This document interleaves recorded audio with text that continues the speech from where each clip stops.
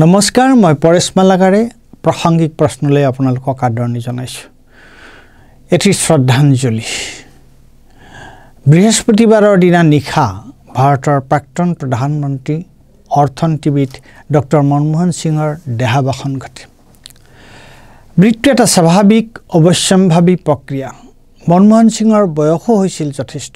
তথাপি কিয় জানো তেখেতৰ মৃত্যুত মই এক গভীৰ বিষাদ অনুভৱ কৰিছো। তেখেত এজন অৰ্থনীতিবিদ, আমোলা আৰু ৰাজনীতিক আছিল। তেখেত 1970 চনৰ দশকৰ পৰাই চৰকাৰৰ বিভিন্ন গুৰুত্বপূৰ্ণ পদবী অধিকাৰ কৰি দেশৰ অৰ্থনৈতিক নীতি নিৰ্ধাৰণত গুৰুত্বপূৰ্ণ ভূমিকা লৈছিল। সেই প্ৰক্ৰিয়াৰ যোগেদি গৈয়ে দুবাৰকৈ তেখেত ভাৰতৰ প্ৰধানমন্ত্ৰী হৈছিল। আগতে ডক্টৰ মনমোহন সিঙৰ কথা ভাবিলেই মোৰ মনলৈ এখন ছবি আহে। সেয়া 2004 চনৰ নিৰ্বাচনৰ পিছৰ কথা। কংগ্ৰেছে চৰকাৰ গঠন কৰা অৱস্থালৈ আহিছে, কিন্তু কোন হ'ব প্ৰধানমন্ত্ৰী? সোনিয়া গান্ধী? বিজেপিৰ সুষমা স্বৰাজে হুংকাৰ দিছে বিদেশী মূলৰ সোনিয়া গান্ধী প্ৰধানমন্ত্ৰী হ'লে তেওঁ মুণ্ডন কৰিব। চাৰিওফালে এক অনিশ্চয়তা। কংগ্ৰেছ সংসদীয় দলৰ বৈঠক বহিছে। বোধহয় কোনোবা সাংবাদিকে কিবা এটা খবৰৰ গুণ পাইছিল। তেওঁলোকৰ এজনে ডক্টৰ মনমোহন সিং প্ৰধানমন্ত্ৰী পদৰ প্ৰাৰ্থী নেকি বুলি তেওঁক প্ৰশ্ন কৰিছিল। মনমোহন সিঙে তেওঁক সাধাৰণতে নকৰা ধৰণে প্ৰতিক্ৰিয়া প্ৰকাশ কৰি উচাত মাৰি সাংবাদিকজনৰ ওচৰৰ পৰা আঁতৰি গৈছিল। তাৰ অলপ পিছতে সোনিয়া গান্ধীয়ে নিজৰ বিবেকৰ বাণীৰ কথা কৈ প্ৰধানমন্ত্ৰী পদৰ বাবে ডক্টৰ মনমোহন সিঙৰ নাম প্ৰস্তাৱ কৰিছিল। মই পুনাৰ হোটেলত বহি টিভিত সেই ঘটনাৰ আলেখ চাই আছিলোঁ। কিন্তু পিছত নিৰ্জা চৌধুৰীৰ হাউ প্ৰাইম মিনিষ্টাৰ্ছ ডিচাইড পঢ়িয়ে গম পাইছিলোঁ যে ৰাহুল গান্ধীৰ বাধাৰ বাবেই সোনিয়া গান্ধীয়ে প্ৰধানমন্ত্ৰী হ'বলৈ ইচ্ছা প্ৰকাশ কৰা নাছিল। মনমোহন সিং 2004 পৰা 2014 ভাৰতৰ প্ৰধানমন্ত্ৰী হৈ আছিল। তাৰ আগতে আমি 1991 চনৰ বিষয়ে আলোচনা কৰিব লাগিব। নৰসিংহ ৰাও ভাৰতৰ প্ৰধানমন্ত্ৰী হৈ থাকোঁতে মনমোহন সিং তেওঁৰ মন্ত্ৰীসভাৰ বিত্তমন্ত্ৰী হিচাপে 1991 চনত ভাৰতত মুক্ত অৰ্থনৈতিক নীতিৰ প্ৰৱৰ্তন কৰিছিল। বিত্তমন্ত্ৰী হিচাপে সদনত দিয়া প্ৰথমটো বক্তৃতাত তেওঁ ভিক্টৰ হিউগোৰ উদ্ধৃতি দি কৈছিল, "No power on earth can stop an idea whose time has come." অৰ্থাৎ ভাৰতক মুক্ত অৰ্থনীতিৰ পৰা এতিয়া কোনেও বচাব নোৱাৰে।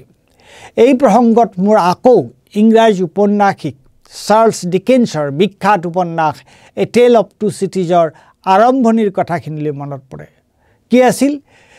It was the best of times, it was the worst of times, it was the age of wisdom, it was the age of foolishness, it was the epoch of belief, it was the epoch of incredulity, it was the season of light, it was the season of darkness, it was the spring of hope, it was the winter of despair. কিয়?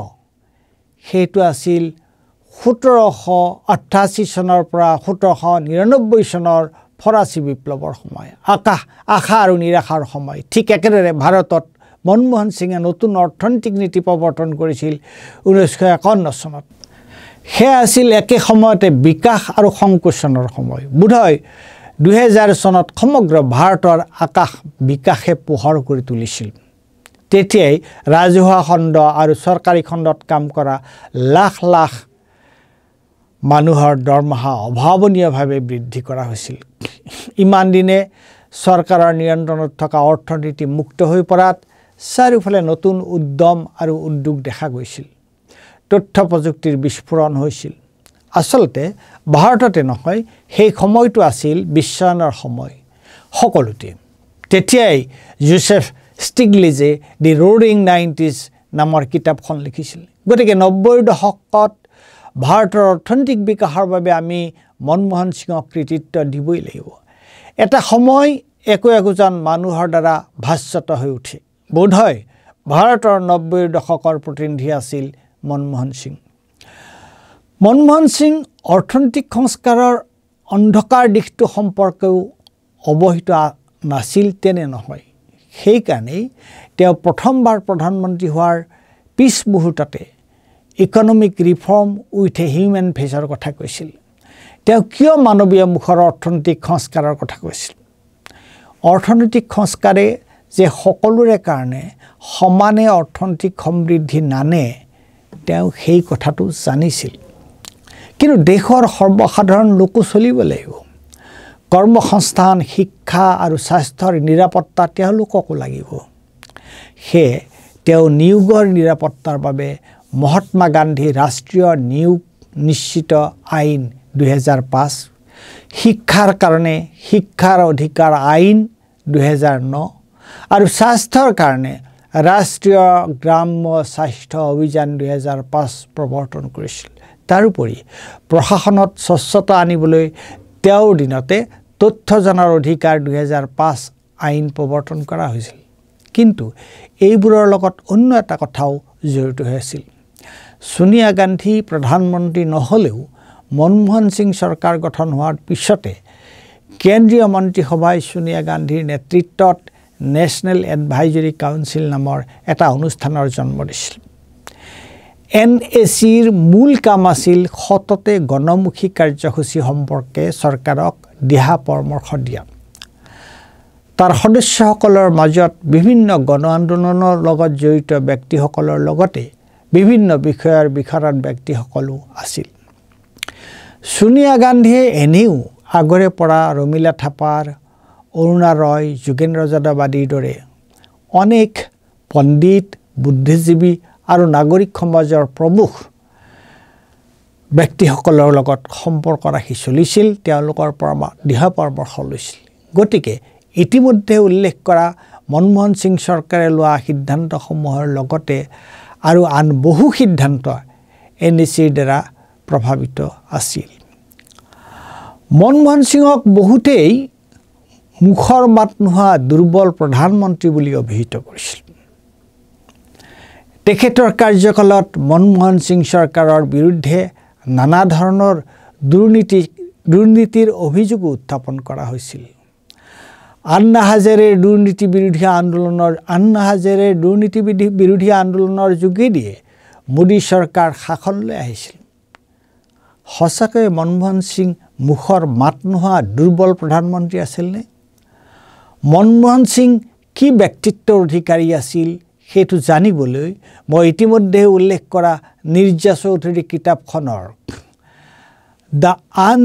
The Underrated Prime Minister Who Triumphed নামৰ 6ষ্ঠ অধ্যায়টো পঢ়িলেই যথেষ্ট কেৱল যে বামপন্থী দলবোৰে Bharat America আণৱিক চুক্তিৰ বিৰোধিতা কৰিছিল তেনে নহয় কংগ্ৰেছৰ ভিতৰতে সোনিয়া গান্ধীৰ লগতে ভালেমান গুৰুত্বপূৰ্ণ নেতাও চুক্তিখনৰ বিৰোধিতা কৰিছিল কিন্তু ভাৰতৰ শক্তি খণ্ডৰ বাবে চুক্তিখনৰ প্ৰয়োজনীয়তা আছিল বুলি মনমোহন সিঙে বিশ্বাস কৰিছিল আৰু সেইবাবে সকলো বাধা অতিক্ৰম কৰি তেওঁ আমেৰিকাৰ লগত আণৱিক চুক্তিখন স্বাক্ষৰ কৰিছিল গতিকে মনমোহন সিং দুৰ্বল এটা প্ৰধানমন্ত্ৰী কেতিয়াও নাছিল আনহাতে ডক্টৰ সিং নীৰৱ প্ৰধানমন্ত্ৰীও নাছিল তেওঁ বিভিন্ন গুৰুত্বপূৰ্ণ উপলক্ষত দেশৰ ভিতৰে বাহিৰে মুকলিকৈ সংবাদমেল সম্বোধন কৰিছিল আকৌ মনমোহন সিং চৰকাৰৰ বিৰুদ্ধে অনা দুৰ্নীতিৰ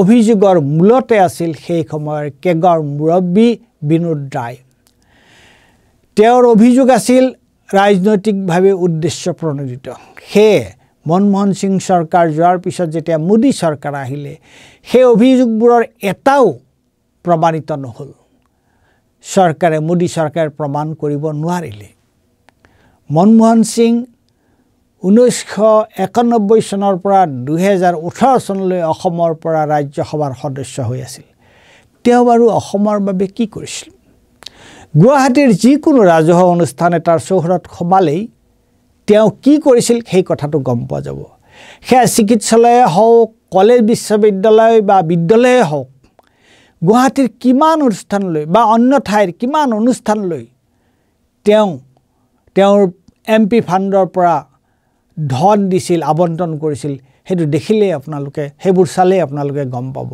আৰু আমি জানো যে উত্তৰ পূব ভাৰতৰ উন্নয়নত নেটফিৰ ভূমিকা কিমান গুৰুত্বপূৰ্ণ আৰু এই নেটফিৰ জন্মৰ মূল মানুহজনেই আছিল ডক্টৰ মনমোহন সিং। ডক্টৰ মনমোহন সিঙৰ জন্ম হৈছিল এটা দুখীয়া পৰিয়ালত। সেয়ে তেওঁ দুখীয়াৰ দুখ বুজিছিল। বিনয় আছিল তেওঁৰ শিৰৰ ভূষণ। বোধহয় জৱাহৰলাল নেহৰুৰ পিছত ডক্টৰ মনমোহন সিঙে ইতিহাসত ভাৰতৰ আটাইতকৈ প্ৰভাৱশালী আৰু গুৰুত্বপূৰ্ণ প্ৰধানমন্ত্ৰী হিচাপে চিহ্নিত হৈ ৰ'ব।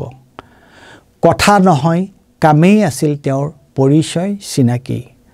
আজি নিগমবোধ ঘাটত তেখেতৰ অন্তিম সৎকাৰ কৰা হৈছে। আহক আমি সকলোৱে এই মহান নেতাগৰাকীৰ পবিত্ৰ স্মৃতিৰ প্ৰতি গভীৰ শ্ৰদ্ধাঞ্জলি অৰ্পণ কৰোঁ।